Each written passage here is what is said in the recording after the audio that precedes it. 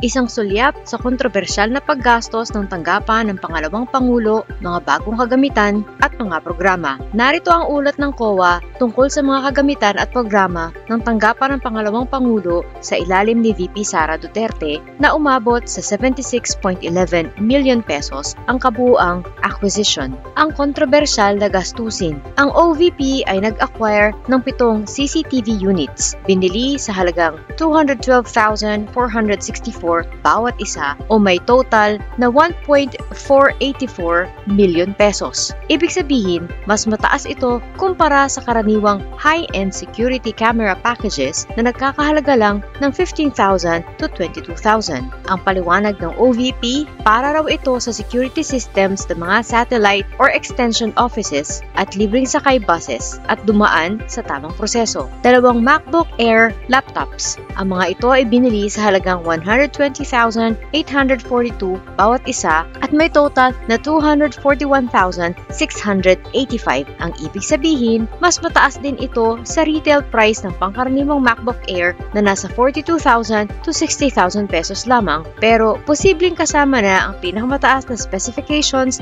at karagdagang software. Nag-acquire din sila ng 4 na aircon units, 73,505 bawat isa at 10 multi-purpose vehicles noong 2023 na nagkakahalaga ng 1.028 million pesos bawat isa. Mga issue sa accounting at donasyon. Nagkaroon din ng issue tungkol sa clerical error sa laptops. Nakalista sa COA na may 13 laptops na nagkakahalaga ng 3.92 million pesos. Ang katotohanan ayon sa OVP, 12 photocopiers na donasyon ang 3.82 million pesos at isang desktop na nagkakahalaga ng 92,000 pesos. Nagkamali lang daw ang staff sa pagsumite ng summary, maling halaga ng donasyon. Ang punto ng COA ay mali ang pagtala ng OVP sa halaga ng photocopiers na donasyon. Ginamit nila ang tinatayang halaga ng nagbigay na 3.82 million pesos sa halip na ang book value nito na 2.61 million pesos noong na-donate.